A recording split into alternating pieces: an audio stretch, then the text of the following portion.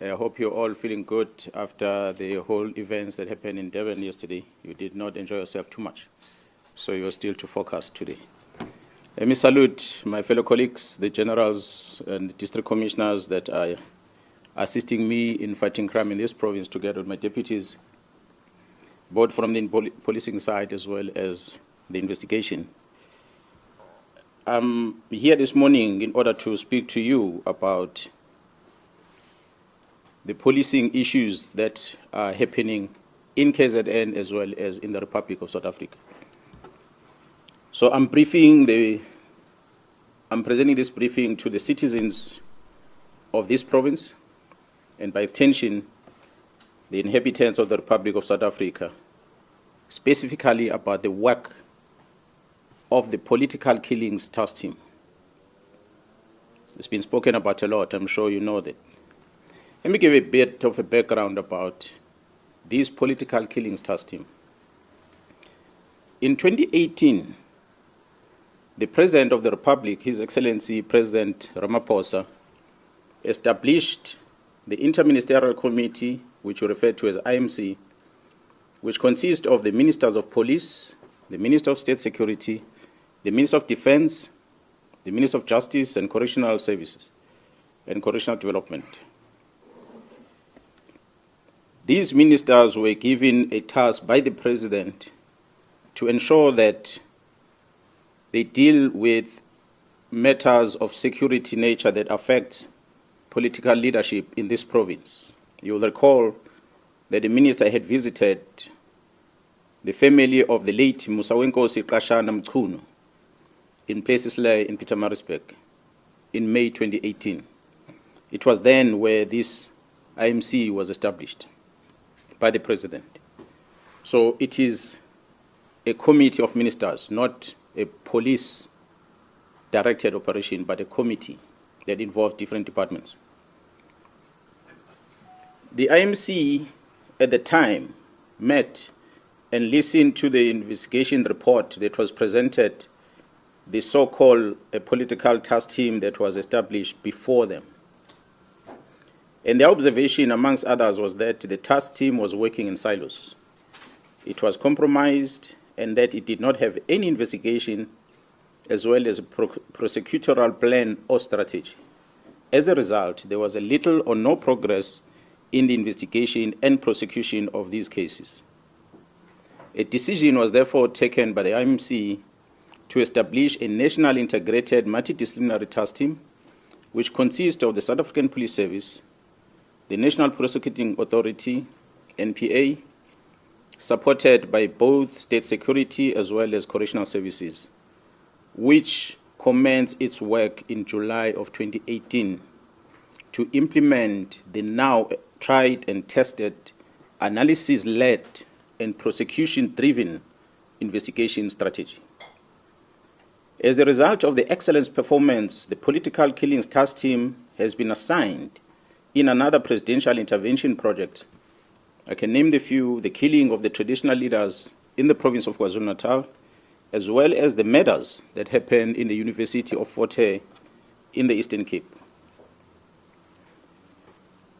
Since the establishment of this political killings task team in July 2018, the team has been investigating a total of 612 case dockets. These case dockets include murders, attempted murders, intimidation, conspiracy to commit murders, and other cases. A total of 436 suspects were arrested and charged. 156 firearms were recovered, of which 55 of them were linked directly with ballistically through our forensic testing to the political related cases. An additional 35 suspects who are members of the South African Police Service were arrested. The notable one is the one who's now in prison, who's been working with the parliamentarian who was involved in the murder, about the murder of one Siniso Magaka. We're going to talk about that later. A total of 128 accused were found guilty on 106 cases. 29 accused were sentenced to life in prison. 40 accused were sentenced between 10 to 35 years. 25 accused were sentenced between 1 to 9 years. 23 accused were sentenced between 3 to 12 months. And there's quite a lot of awaiting trial prisoners that are going to be finalized in the next coming few weeks. So a total of sentences that is total number of years that has been given, if I add all of them, amounts to about 1,801 years of imprisonment. This is the work done by the team since 2018 to date that have led into the successful prosecution because of this integration working between the SAPS and the prosecution. On the 26th of March 2025, this year, a total of 121 case dockets that were under investigation were taken away from the task team as directed by a Deputy National Commissioner Crime Detection, a Lieutenant General Sibiya, who was acting on the instruction of the Minister of Police to disband the team. This was done without the authority of the National Commissioner, nor I, as a Provincial Commissioner, was never informed. These case dockets have since March been sitting at the head office ever since, without any investigation work done on them. 5 of these dockets had already instruction to arrest perpetrators, but nothing has been done because a Lieutenant General Sibiya, being instructed by the minister, or well, executing instruction of the minister, withdrew all these dockets and they are sitting in archive in his office in Pretoria. God knows why. Therefore, only a total of 112 dockets which are still in court, of which 54 of them are political related and others will include parallel ad hoc, as well as the dockets that are involving the incident at Fort Hare University, and 5 of them are traditional leadership, are still with the team at this present moment.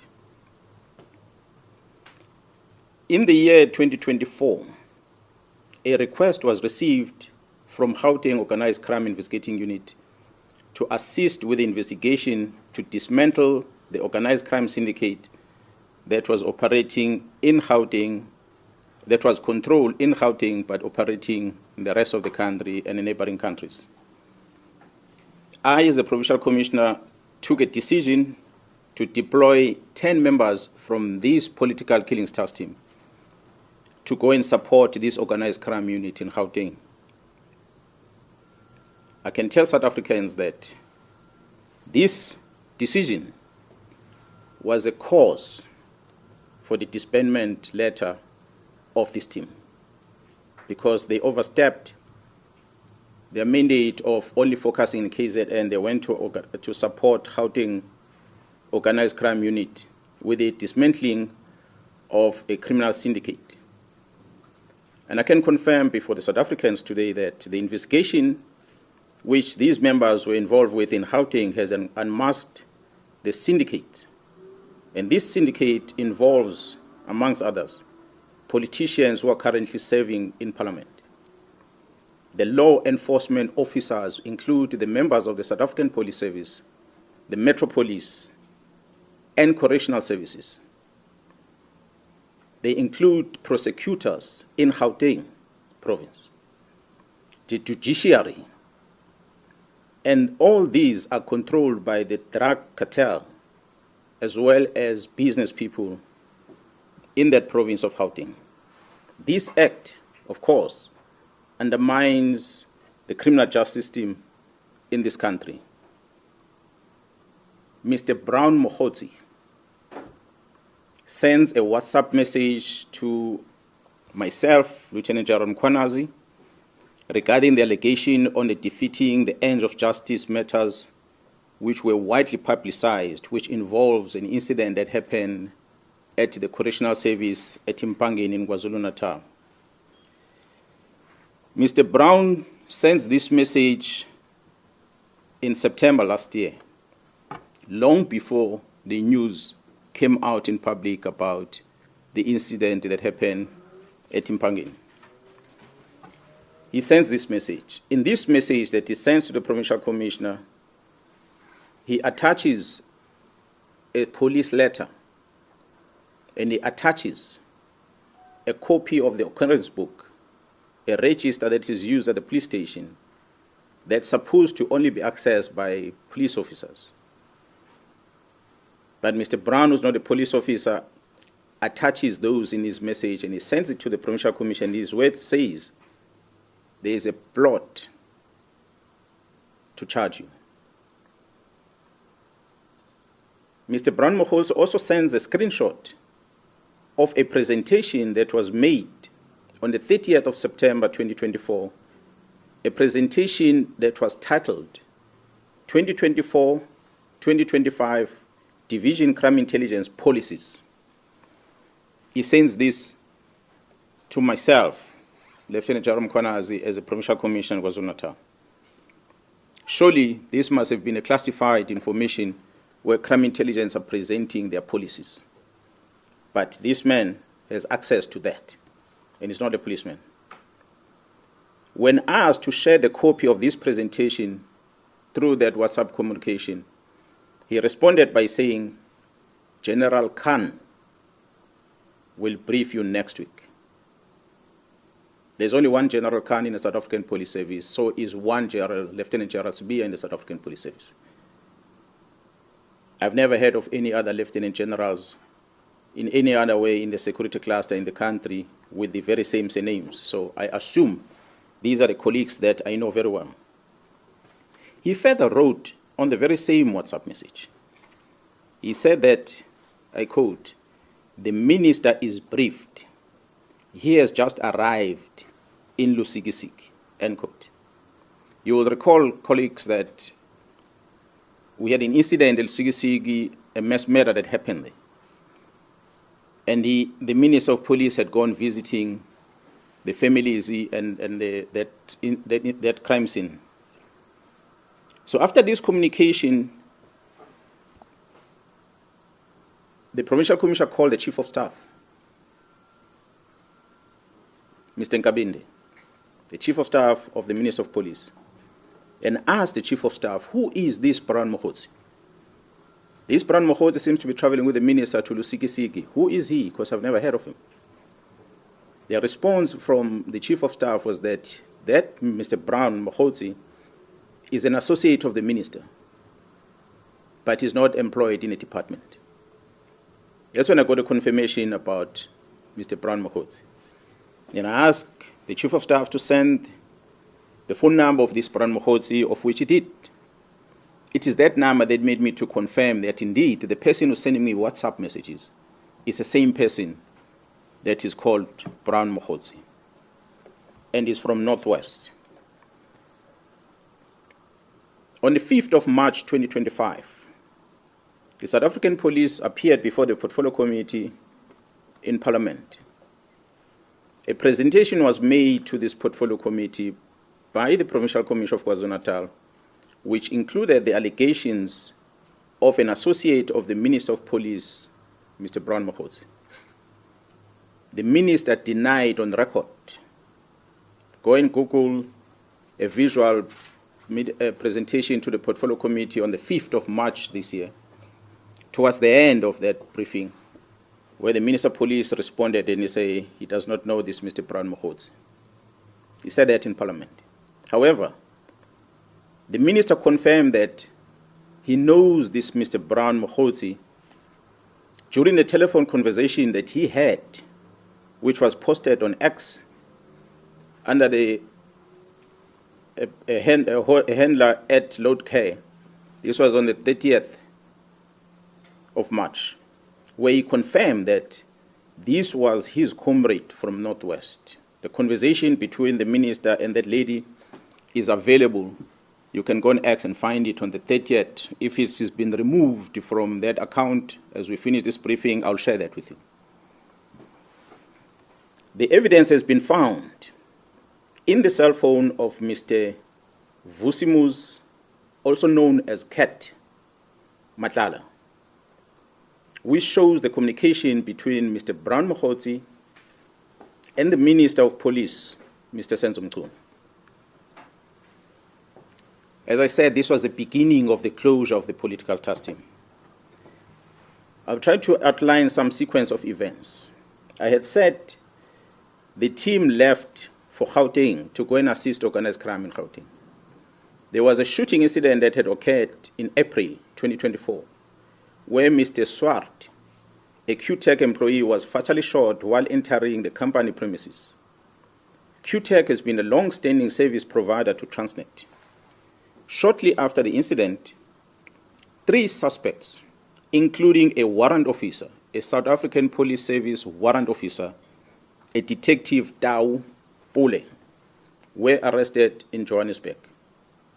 During the arrest, weapons that were used in this matter, which was an AK-47 and a pistol, along with cell phones, were confiscated. I must applaud the team in Gauteng who had effected this arrest before the arrival of the team in KZN. It is the challenges that this investigating team of Gauteng encountered that led into the invitation to the KwaZulu-Natal police to go and assist. The KwaZulu-Natal political killings task team arrival, they took these weapons and they went and tested them. So they conducted a ballistic test in order to check whether these firearms were linked with that murder and many other murders perhaps that will have occurred in the country. Maybe let me pause on that one and come back into what had happened prior to us receiving the results from the task team, ballistic test result. On the 6th of December 2024, the task team visited the premises of the 2 of the high-profile syndicate, of which one, Mr. Katiso Molefe, was arrested for the murder of Mr. Swart of QTech. During that arrest, an unusual activities were observed whilst the team were busy with the operation. These activities included a dispatching of members of the South African Police Service under the command of a senior manager at the head office to go and interrupt the operation that was unfolding. Fortunately, when they arrived there, the members realized that it is indeed a police operation, so they allowed the members to carry out their operation without disturbance.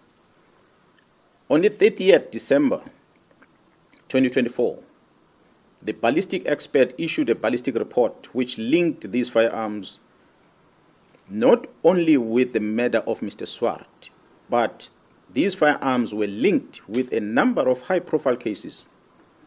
And these cases include very high-profile South African artists that were murdered in Gauteng, which occurred dating back as far as 2021.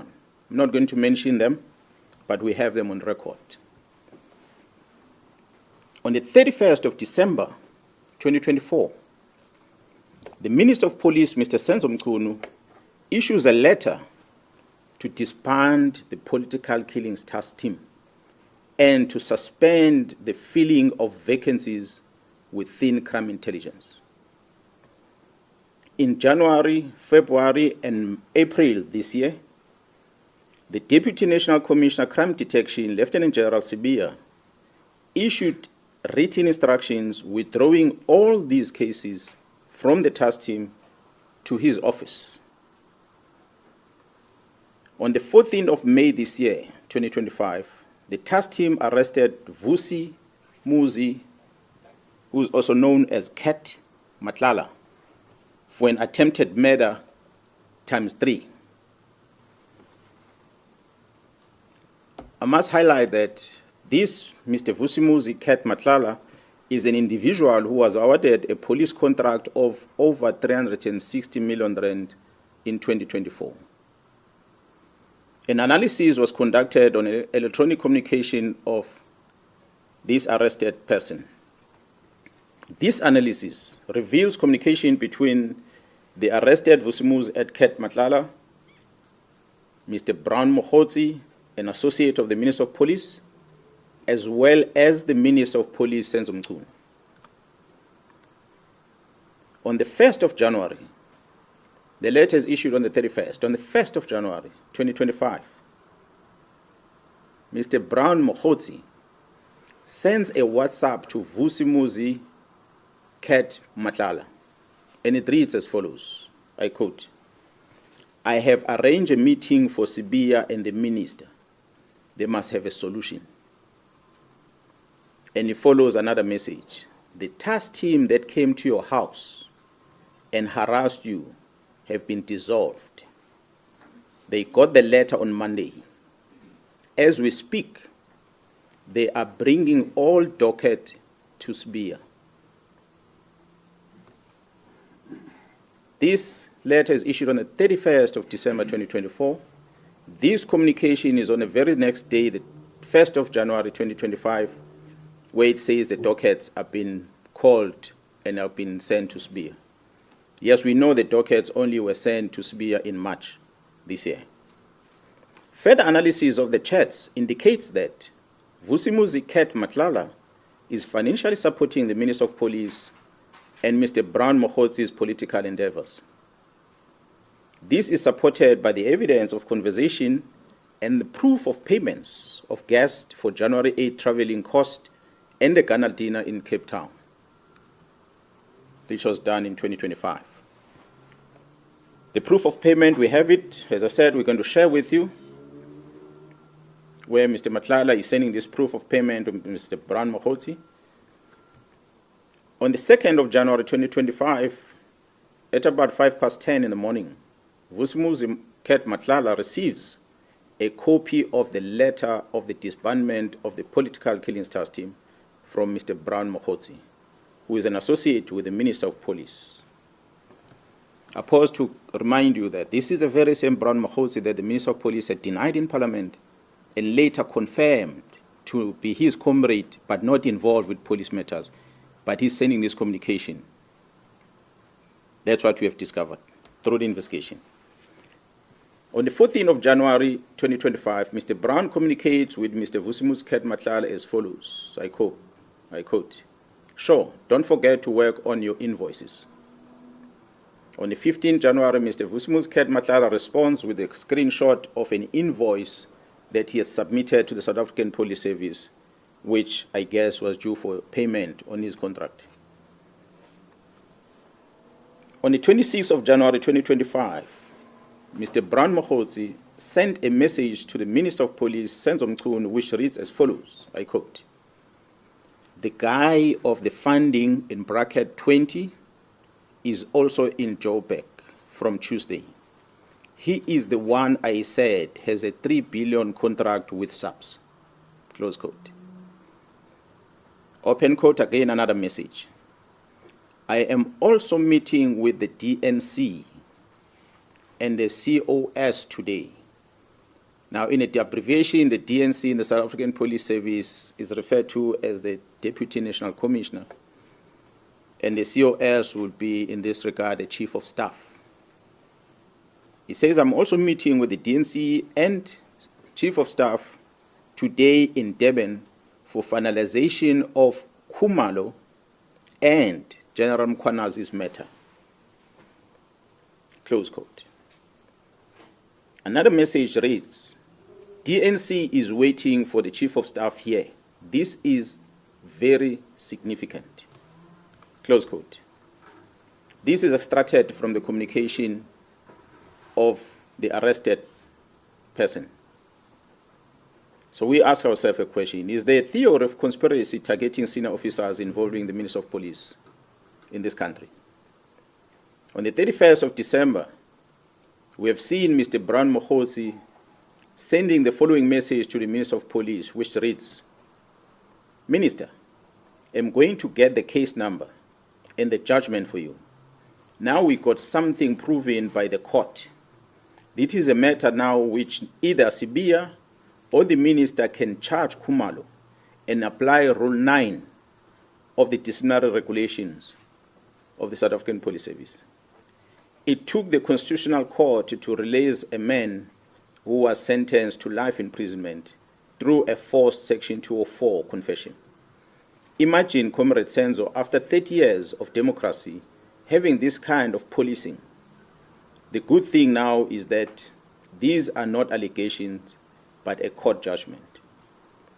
This is extracted from a conversation that Mr. Brian Mkhwanazi is sending to the Minister of Police. On the 13th of May this year, the contract of Vusumuzi Cat Nhlanhla was cancelled by the National Commissioner of the South African Police Service. On the 14th of May this year,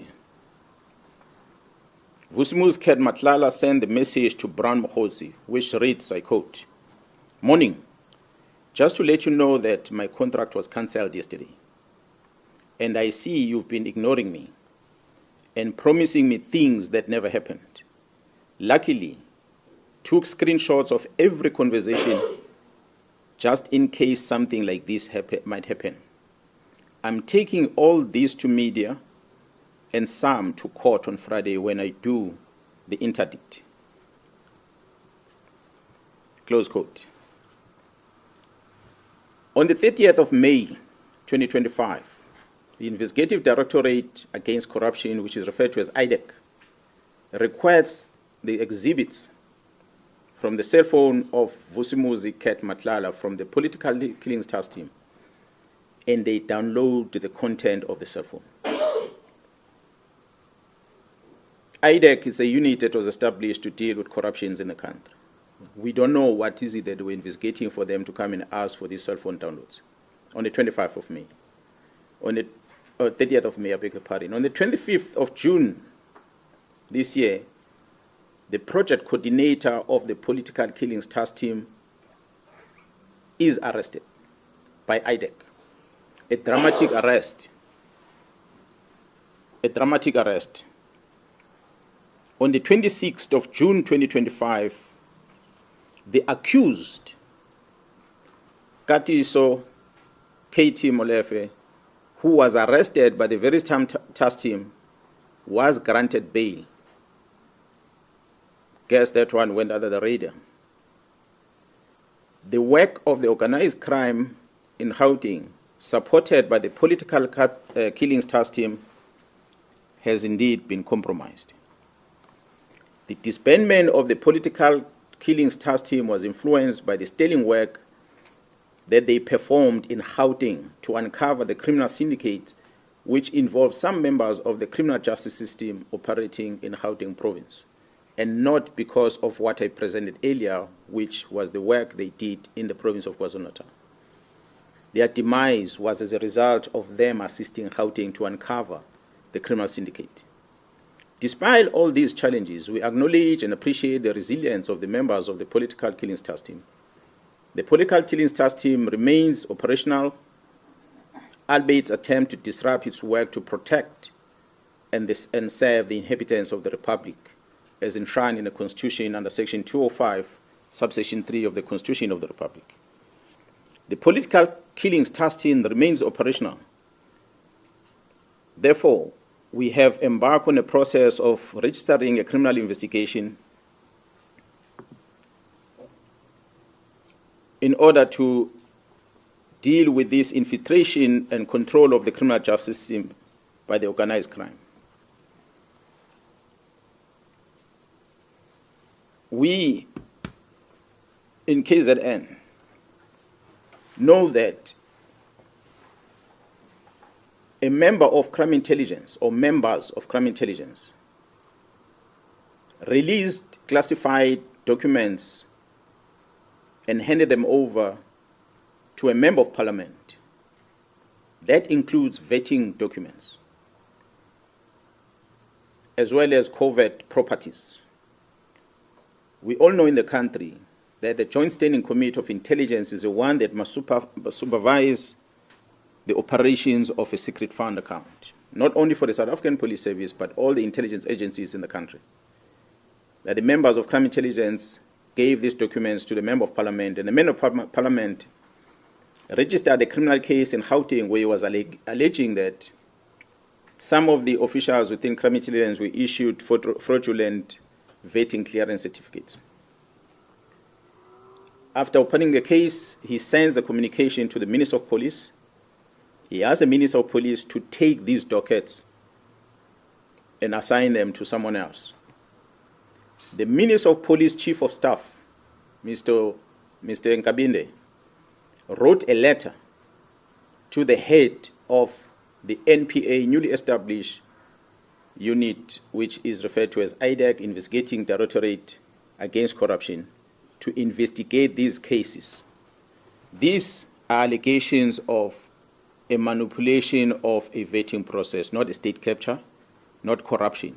But IDEC receives this communication from the Minister of Police to take these dockets, and IDEC does exactly that. They go and take these dockets and they investigate them. I wonder whether is this what the unit IDEC was established for? The Minister of Police invited and facilitated the peace talk between myself, the Provincial Commissioner of KwaZulu-Natal, and the Deputy National Commissioner, Lieutenant General Sbiya, in his office, in his house, State House, official residence in Pretoria. The purpose of the invitation was to try and create peace between myself and the Deputy National Commissioner. It was unprecedented. I've never seen in my life. The National Commissioner was present, but he just kept quiet because it was not his meeting. The Minister of Police felt that he must make me and General Sbiya to find peace. Surely, there can never be peace between a criminal and the police officer. As we speak, the South African Police Service, KwaZulu-Natal, still does not have a leader within crime intelligence because of the letter where the minister suspended the filling of vacancies at crime intelligence, which is dated the 31st of December. So to date, we don't have a command of crime intelligence in this province. We are trying to figure out on our own how to infiltrate syndicates because the minister decided these posts must not be filled. The crime intelligence at the national level has no commander as we speak. And we must thank the magistrate who made the ruling that went beyond what the charge sheet against the accused is about, which the members were charged on HR-related matters that dealt with filling of vacancies. The magistrate directed that these members must never enter any premises of crime intelligence in the country. So which means all the work of crime intelligence had to come to a halt. Interesting for us is that another magistrate who then had the matter of the second accused on that case, who had remained in custody last week, did not issue the same condition. He understood that the judiciary cannot get involved in determining whether people must go back to work or not. It is an employer that must make the decision. But I must just indicate to the South Africans that Mr. Padayache, who appeared in court on the day when these police officers were arrested, whom the magistrate referred to as an investigating officer, is a former member of crime intelligence himself. He retired from the police and he went to join this new unit, IDEC. He is now referred to as a lead investigator with no qualification, no investigative experience at all.